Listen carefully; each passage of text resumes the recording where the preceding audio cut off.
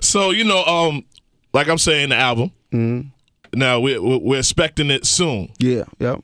Soon. So are we gonna expect a mixtape or something you just throw out? Because I know you got a lot of material. I'm just trying to find it because it's like, a lot of my mentors told me don't drop a free project no more. It was like you get the music too good and you giving away the shit. They don't want to appreciate it. But it's like that's all I know. That's what I'm saying. I get antsy when I don't have. I'm in the club. I don't hear my shit like that, or people forget. You know what I'm saying? Like by this time every year, I've normally put out something. You know what I'm saying? I haven't done it now. So. Like even if I can speak freely, my labels. You can always speak freely up here, man. They're not as comfortable because they're like something ain't the sound. I'm like, I tell you what, I haven't dropped a mixtape this shit. Y'all told me not to. You know what I'm saying? Yeah. So now, like I'm delegating within my circle whether I should or not, and if I do, it'll be something for the fans. And I've had a habit of over delivering, like having too much out at one time, so you can't accept it all. Like you know what I'm saying? So I got to be creative how I do it if I do it. So I'm 50-50 right now. I mean, I'm rooting for that because I'm not gonna lie. It's a couple of artists that they get that big single and then they forget where they came from and they get cold. Yeah. They get cold and then they wonder why they're not hot anymore. And it's like, because you know what I mean? Because I look at mixtapes and I know you look at it, is that it's just something like a free play. Yeah.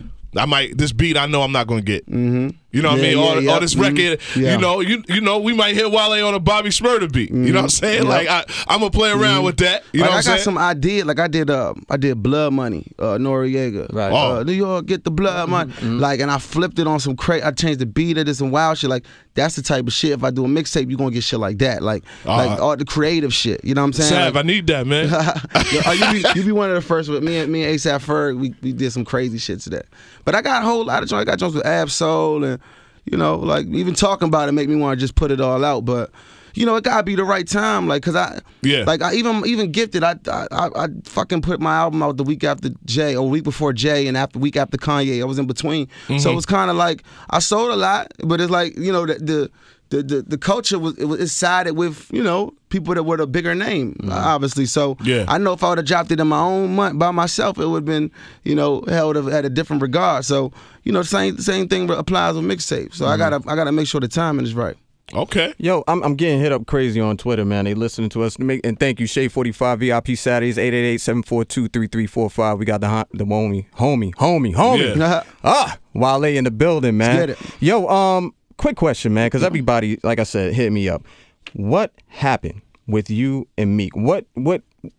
How do you even deal with that? You feel what I'm saying? Like I said, what was that? That shit hurt me though, but like a lot of niggas would be like, oh, I don't care, fuck. But I don't look at it like that. That's my nigga. Like I love him. You know what I'm saying? Like that's my brother. Like at the end of the day, and brothers argue, brothers get into shit. That shit happens. But we just happen to be brothers that are growing up in front of the world. So y'all see every little thing, every nook and cranny of our existence. You're gonna see it. So that's an unfortunate situation. But that's my nigga. Like at the end of the day, you know what I'm saying? Nobody that can call in right now can say they never argue with their friends. This is true. I argue with this motherfucker. We slapbox in the hallway all the time, guys. Shout out to South. We always argue. That's what it is. Since he's been down, man, like it seemed like that happened. He went away. Yeah. Have y'all had a chance to speak? Have y'all had a chance to talk? That's the worst part of it all because he caught up in the system now, so I can't even really and I wouldn't even want to bring that up to him. It's sad to be selfish in me because he got other things. Man, he got a kid. You know what I'm saying? Like that he can't even see his kid. He can't see his family. Respect. Can't do what he loves. So I wouldn't even want to bring it up to him because that's super selfish. You know what I'm saying? So right now all I could do is pray for him. I know I'm gonna see him soon and just hold his name up. You know what I'm saying?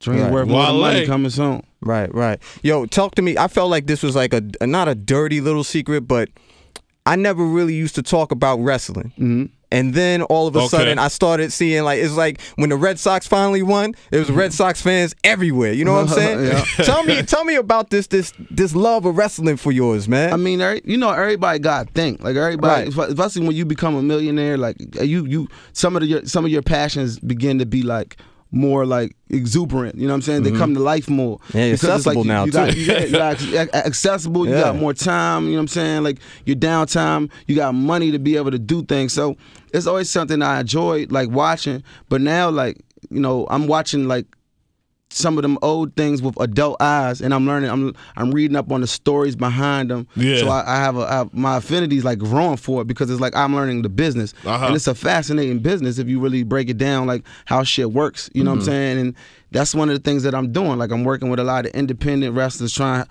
put them in position and.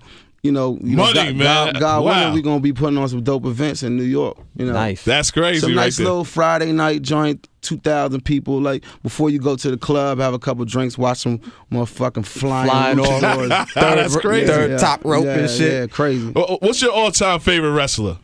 For me, it used to be Hulk Hogan. You know what I mean?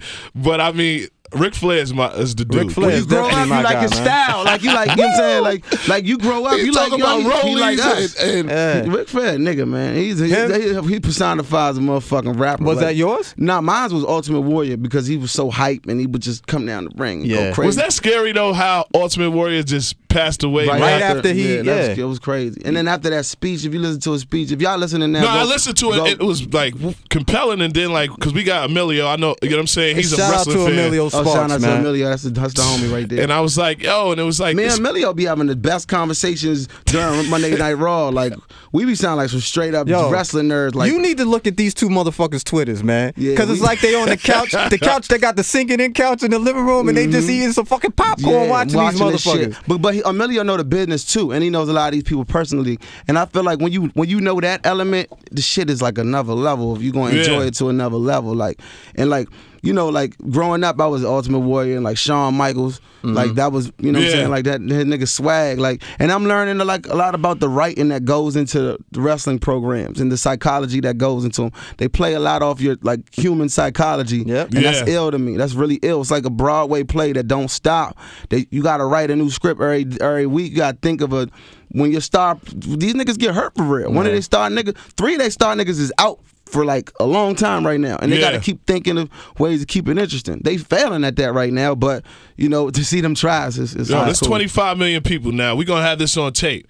You know how this rap shit is. I don't want to see 10 rappers now talking about wrestling. Nah, that ain't gonna happen. You know how it's cliche. You know what I mean? Don't do it, man. Talk about wrestling. That ain't gonna happen. You know, they still. It's a lot of closet. I don't know what niggas is worried about. Like it's just this shit is funny. It's fun. It's just shit. It's like it's something that I can't do. I don't want to do. Yeah. You know what I'm saying?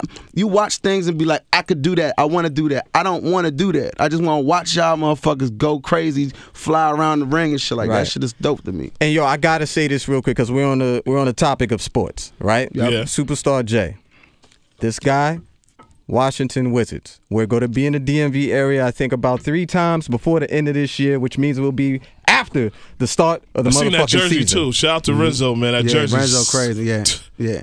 He did that with that. Famo. We need those seats, man. We need to sit down in that area with you, cuz. Y'all looking good though, man. The Wizards is looking good. They got a good backcourt. Shout out to my consigliers, man. The Leonis's.